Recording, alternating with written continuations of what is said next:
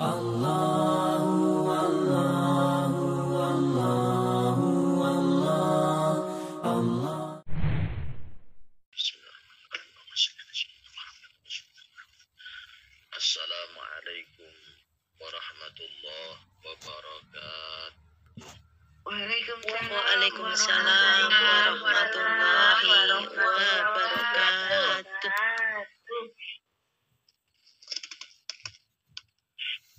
Iwami Dihayu dengan berkarya maju terus pantang mundur demi perjuangan. Allahu Akbar, barakallah.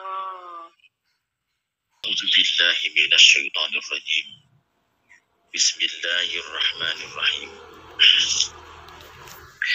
Alhamdulillahilladzi arsalna ila ta'ati wa zajirna an ma'siyati wa ashhadu an la ilaha illallah iqraran biwahdaniyati wa anna muhammadar rasulullah i'tirafan binubuwwati. Allahumma salli ala sayyidina Muhammad wa ala ali sayyidina Muhammad wakfina bihalalika an haramika wa aghnina bifadlika man siwak. Amma ba'd. Jamaah Imam Bid'an, saudara-saudari dunia akhirat yang selalu mendapatkan hidayah dan berkah dari Allah Subhanahu wa ta'ala. Bersyukur kita kepada Allah, pagi yang penuh berkah ini kita bisa berjumpa kembali. Kita bisa bertolabul ilmi kembali. Kita bisa membaca hadis-hadis Rasul kembali. Kita bisa menambah kapasitas ilmu dan keimanan kita kembali. Maka dari itu, ucapan syukur dengan tahmid bersama-sama dengan mengucap Alhamdulillahirabbil alamin. Semoga kesempatan yang penuh berkah seperti ini Allah tambahkan di hari-hari berikutnya, sehingga menjadikan kita menjadi hamba Allah yang lebih sempurna, lebih mendapatkan rahmat, dan pastinya husnul khatimah. Amin ya rabbal alamin. Salawat beserta salam senantiasa tercurah kepada baginda Rasulullah, baginda Nabi kita, Rasul kita, utusan Allah kepada kita untuk menuntun kehidupan yang bahagia sampai di surganya. Dengan mengucap Allahumma salli ala sayyidina Muhammad wa ala ali sayyidina Muhammad. Semoga kelak kita bersama beliau menempuh jalan membuka pintu surga, hidup bersama di alam abadi di surganya Allah Azza wa Jalla. Amin ya rabbal alamin. Jamaah Imam Bid'an Air, saudara-saudariku yang selalu mendapatkan hidayah dan berkah dari Allah Subhanahu wa ta'ala. Langsung saja pagi hari ini yang punya kitab Irsadul Ibad ila Sabili Rasyad, silakan dibuka halaman 96. Masih seputar babu uquqil walidain, bab menerangkan tentang durhaka kepada kedua orang tua. Bismillahirrahmanirrahim. Subhanaka la ilma lana illa ma 'allamtana innaka antal alimul hakim. Pagi hari ini kita akan melanjutkan dengan pembahasan hadisnya Imam Hakim dan Imam Asbahani. Nabi sallallahu alaihi wasallam bersabda, "Kullu dunubi yuakhirullahu minha ma syaa ila yaumil qiyamah ila uquqal walidain. Fa inna Allaha yu'jiluhu li sahibihi fil hayati qabla al-mamat." Saya kalau membaca hadis ini, tubuh saya bisa gemetar. Saya teringat banyak sesuatu di diri saya, bahkan di saudara-saudara yang sering bertamu ke rumah saya. Rata-rata mereka mendapatkan azab dari durhaka kepada kedua orang tua. Wa qala lan ngendika sapa Rasulullah Kanjeng Rasulullah sallallahu alaihi wasallam, kulud dunubi utawi sekabehane dosa Kulo dunubi utawi sekabehane pira-pira dosa iku yu akhiru den akhirake. Iku yu akhiru ngakhirake sapa Allah Gusti Allah minha saking kulo dunub. Ma ing zaman saat kang ngersakake sapa Allah ila yaumil kiamah.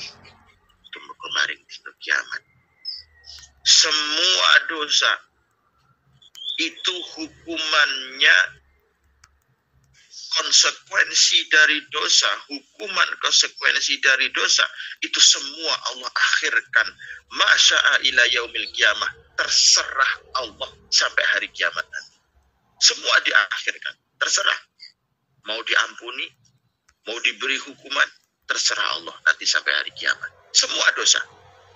Tapi perlu diingat, illa uquqal walidain, kecuali dosa durhaka kepada kedua orang.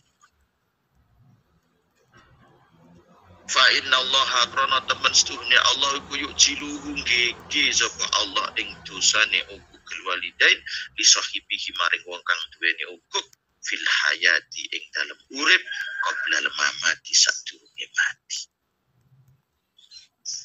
Kalau dosa durhaka kepada kedua orang tua, Allah menyegerakan siksanya, Allah menyegerakan hukumannya bagi orang yang durhaka di saat dia hidup sebelum dia mati. Siapapun yang durhaka kepada kedua orang tuanya, dia akan menerima konsekuensi dari dosanya, konsekuensi dari kedurhakaannya sebelum dia mati. Kalau dosa-dosa yang lain, nanti kelak di hari kiamat. Semua akan diadili nanti di hari kiamat, kecuali dosa uququl walidain, dosa durhaka kepada kedua orang tua.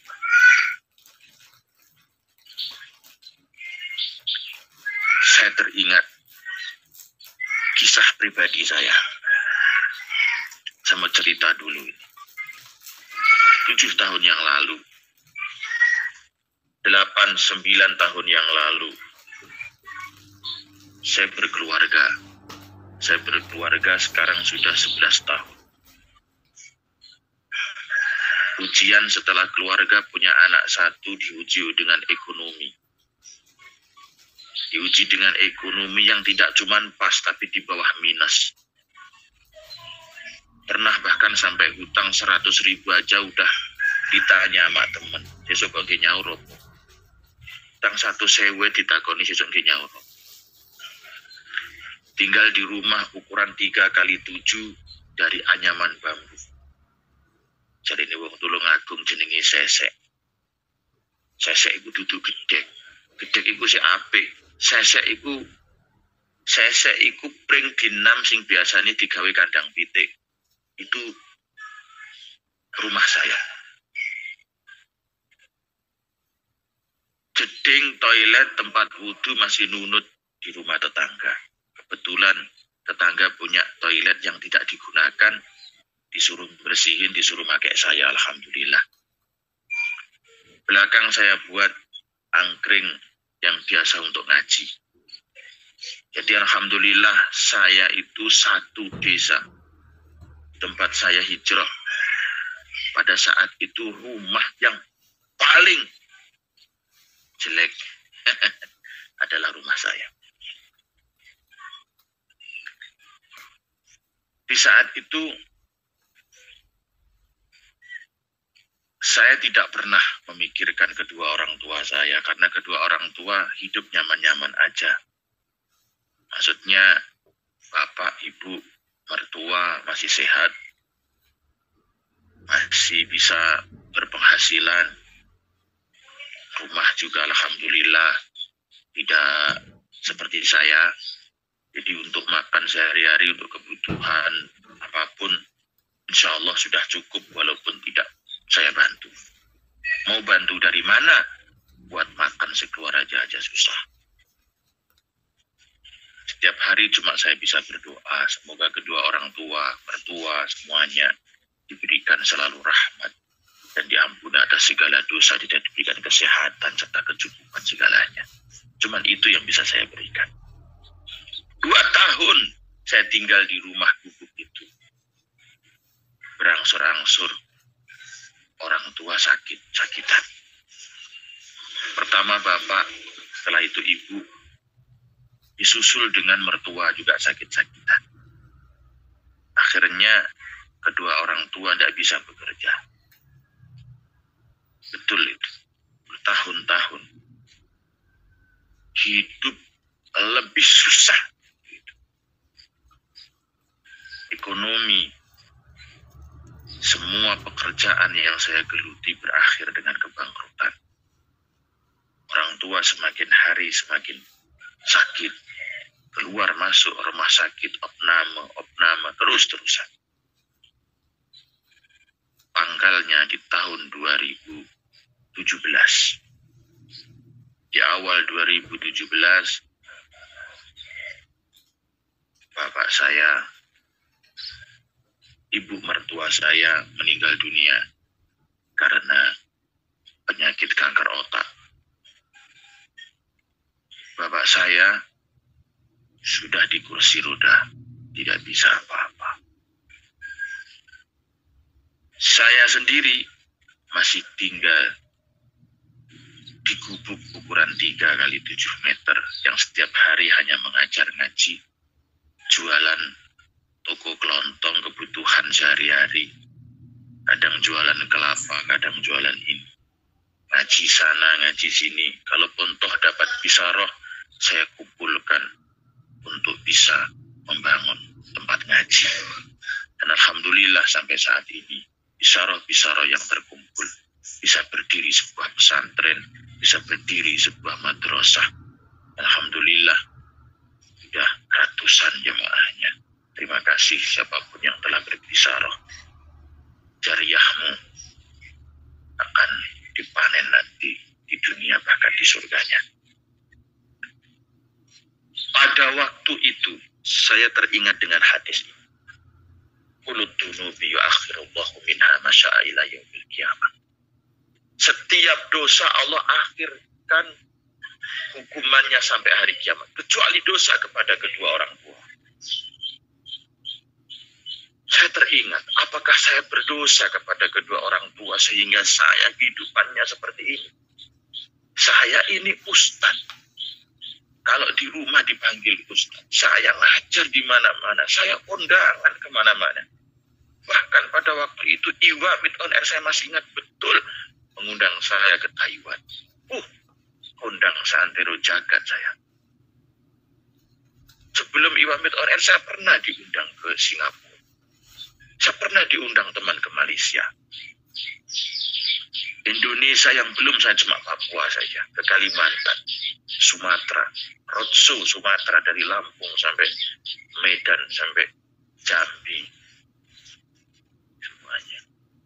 Tapi ekonomi, Masya Allah, orang tidak percaya kalau yang mengaji di atas mimbar, yang bahkan dihadiri oleh ribuan jamaah, ternyata rumahnya adalah bambu dari ukuran 3-7 meter, nggak percaya. Banyak orang mencibir, undangan toko ngendi-ngendi, mosok gak disangoni, mosok gak digawe omah, mosok gak gini. Ya Allah, ya Rabb, isyarah saya kumpulkan untuk tempat ibadah, untuk tempat mengaji. Akhirnya terbeli tanah, jadilah pesantren sekarang. Urusan rumah, urusan pribadi saya, biar saya berusaha.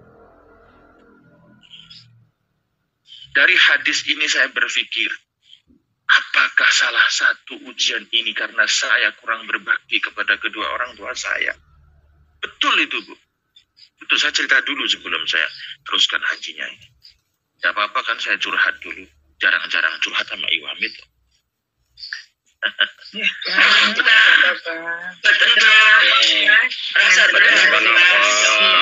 Dosa saya kepada kedua orang tua. Apakah karena mungkin saya kurang berbakti kepada kedua orang tua? Apakah mungkin saya kurang bantu kepada kedua orang tua? Saya berpikir banyak banget dari hadis ini. Saya ingat betul itu. Saya pas lagi ngaji hadis ini soalnya. Lagi ngaji kitab Irsyadul Ibad ini di madrasah soalnya. Apa itu ya jangan-jangan? Tapi saya mau bantu apa? Buat makan saya, istri sama 1 anak saya aja susah. Kadang anak sakit. Malam saya jam 12, jam 1 masih keluar ke sana kemari. Ya siapa tahu ada warung yang masih buka, saya bisa bantu-bantu di situ supaya bisa besok pagi buat beli beras atau apa. Saya kalau cerita gini mau nangis kok nggak pantas ya. Tapi memang buktinya kayak gitu. Akhirnya saya beristighfar. Ya Allah, astagfirullahaladzim. Apa mungkin saya kurang berbakti kepada kedua orang tua? Mertua sudah keburu meninggal karena kanker otak. Ibu saya. Bapak sudah di kursi roda, sudah nggak bisa apa-apa. Yang dulu bapak itu Masya Allah. Tegar. Sudah. Was. Ibu setiap hari kesakitan, sambat-sambat, lambungnya loro, tengah loro, cuma gitu aja. Adik masih di pesantren yang setiap sebulan sekali menemui saya, Kang, ini wong tulung agung nyeluk masih niku Kang, sanguni telas. Ya Allah, ya Rob, ujian terberat saya di tahun 2017. Masya Allah. Jadi terima kasih kepada Iwamid. Tahun 2017, ketika saya jatuh-jatuhnya, Iwamid mengundang saya ke Taiwan, setidaknya menjadi perlipur hati saya. Terima kasih.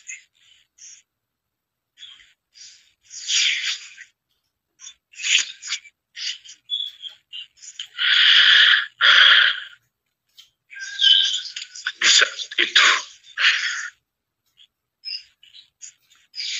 dari hadis ini saya sadar, dari kecil saya belum pernah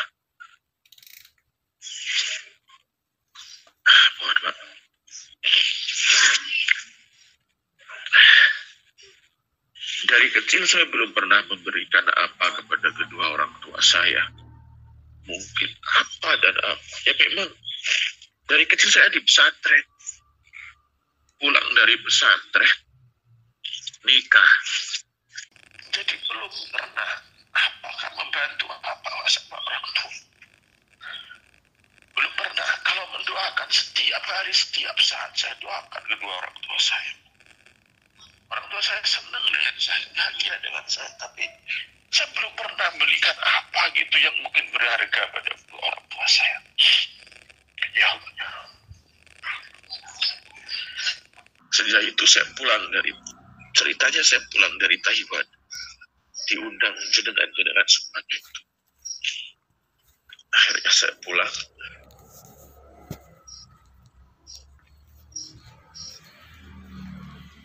Dari Iwamid, jujur saja ini, ada bicara dari Iwamid, saya berikan kepada Bapak, saya berikan kepada semua. Ya Allah, dari situ Allah memberikan hadiah terindah sepanjang hidup saya. Dari bicara Iwamid yang saya sebagian saya belikan, masih ingat betul saya, sebagian saya belikan atap esbes untuk tempat ngaji di depan, sebagian saya hadiahkan untuk ibu, untuk bapak, untuk mertua saya. Senang banget rasanya. Selang beberapa bulan saya mendapatkan hadiah terindah di hidup saya. Saya mendapatkan panggilan untuk menuju Makkah Madinah menjalankan ibadah umrah.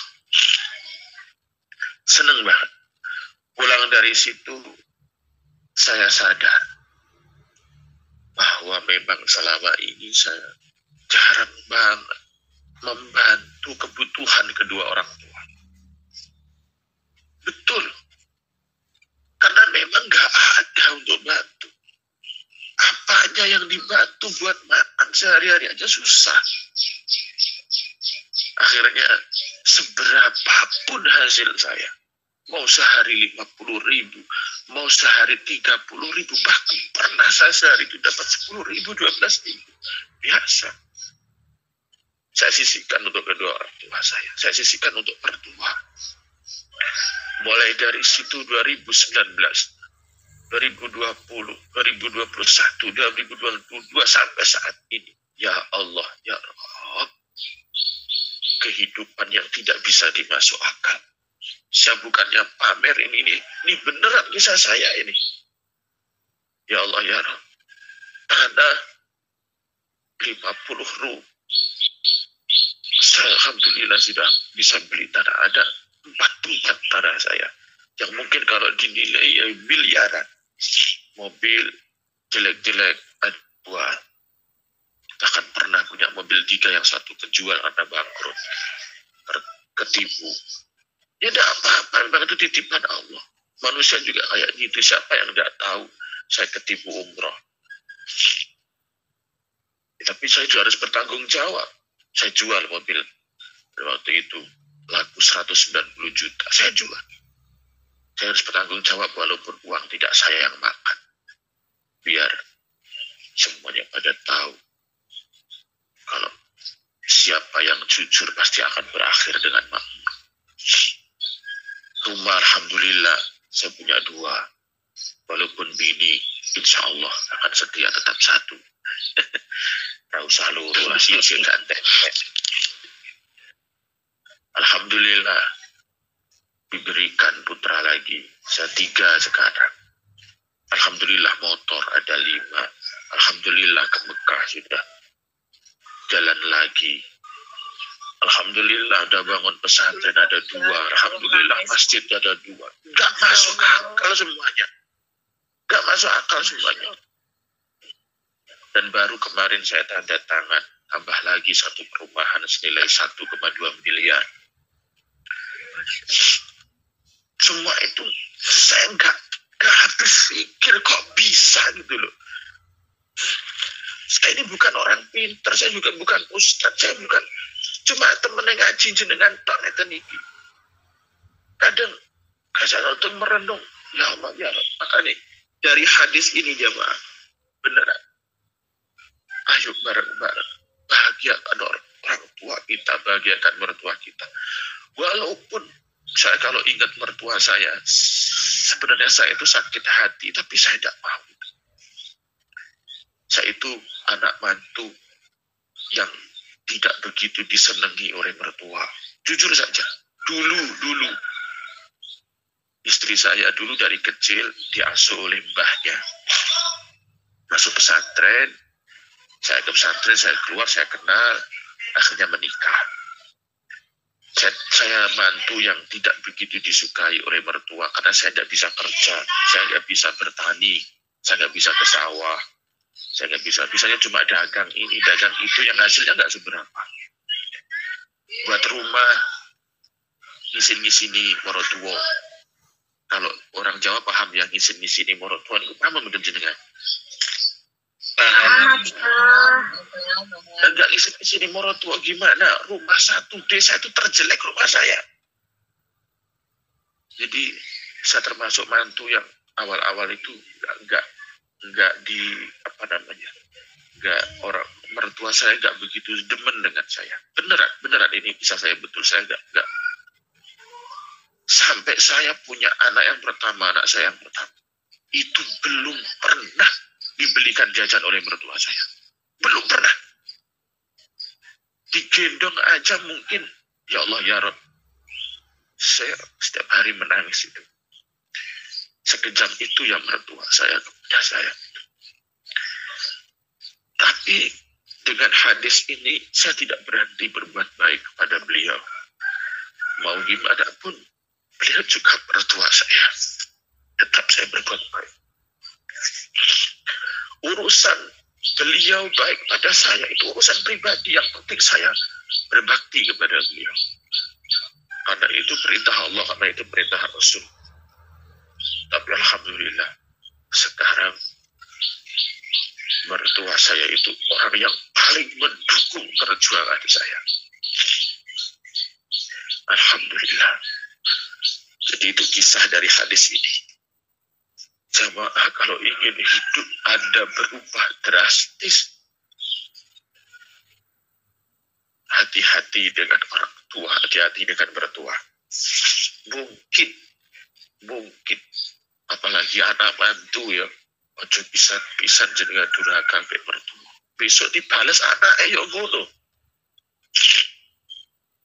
Biru apa aku, tapi rokum abnakum, berbuat baiklah kalian semua kepada kedua orang tua, kepada mertuamu.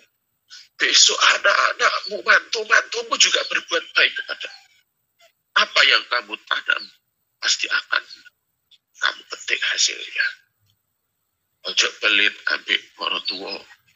Lek karo wong tuane dhewe iku roman, giliran karo mertua pelit. Besok mantu nih sampean yo ngono. Lek sampean teko jajane didelik-delik nih, segone didelik-delik nih. Pernebian sampean yo pelit ambek mertuane sampean. Ya Allah. Coba imamin. Mungkin pagi hari ini satu hadis saja. Boleh ceritaan paling sebarokah sedaya di jalan. Assalamualaikum warahmatullahi wabarakatuh. Waalaikumsalam warahmatullahi wabarakatuh. Jadi,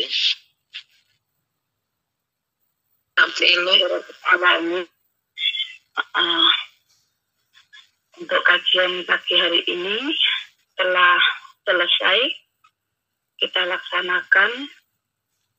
Apa Sulaiman nggih sampun meninggalkan panggilan nggih?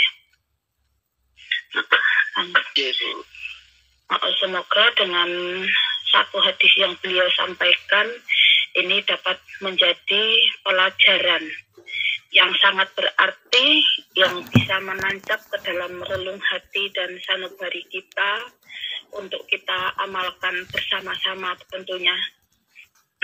Selagi orang tua masih ada, kesempatan masih terbuka lebar. Jangan menunggu nanti atau besok, tapi dimulai dari saat ini dan seterusnya.